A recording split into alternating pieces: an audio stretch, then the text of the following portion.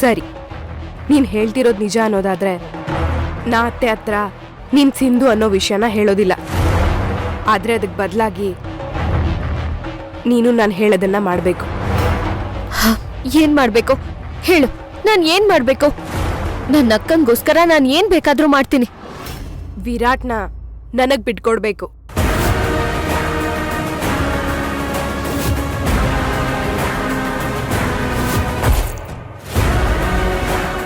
ನೀನಾದಷ್ಟು ಬೇಗ ಅತ್ತೆನ ಸರಿ ಮಾಡಿ ನಿಮ್ಮ ಅಕ್ಕನ ಲೈಫ್ನ ಕರೆಕ್ಟ್ ಮಾಡಿ ಇಲ್ಲಿಂದ ಹೋಗ್ತಾ ಇರ್ಬೇಕು.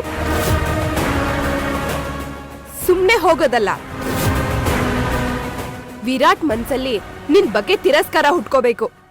ಆ ರೀತಿ ನೀನ್ ಅವನ ಹತ್ರ ನಡ್ಕೋಬೇಕು.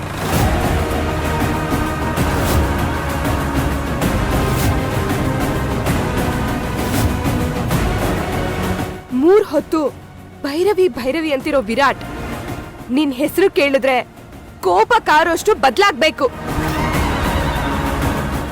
ನೀನೇ ಬೇಕು ಅಂತ ಹೇಳ್ತಿರೋ ಅವನು ನೀನ್ ಬೇಡ ಅಂತ ಹೇಳ್ಬೇಕು.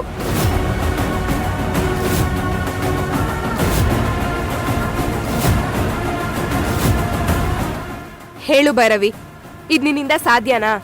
ನೀನ್ ಇಷ್ಟೊತ್ತು ಹೇಳಿದ್ದೆಲ್ಲ ನಿಜನೇ ಆಗಿದ್ರೆ ನಿಮ್ಮಕ್ಕನ ಜೀವನ ಸರಿ ಹೋದ್ಮೇಲೆ ನೀನ್ ಇಲ್ಲಿಂದ ಹೋಗ್ಲೇಬೇಕು ತಾನೆ? ಮತ್ತೇನ್ ಯೋಚನೆ ಮಾಡ್ತಿದ್ಯಾ? ಇದಲ್ಲಿ ಯೋಚನೆ ಮಾಡಂತದೇನಿದೆ?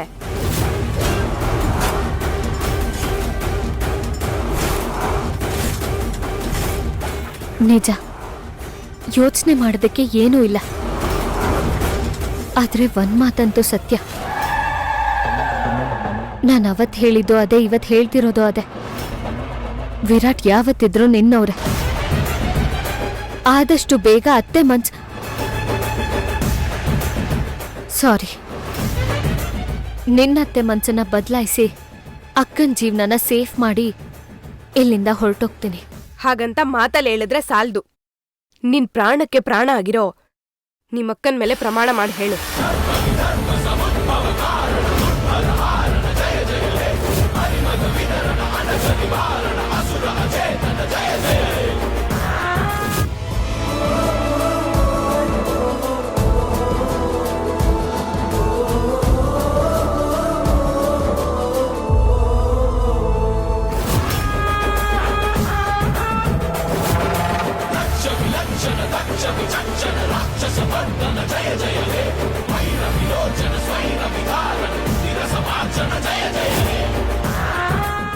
ಏನ್ ಯೋಚನೆ ಮಾಡ್ತಿದ್ಯಾ ಭೈರವಿ?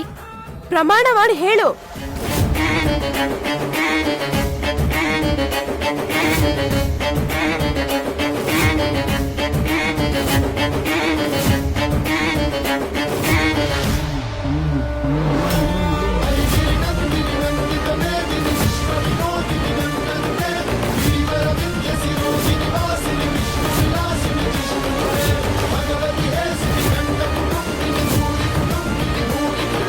ನಾನು ಹೇಳಿದ್ದೆಲ್ಲ ಸತ್ಯ.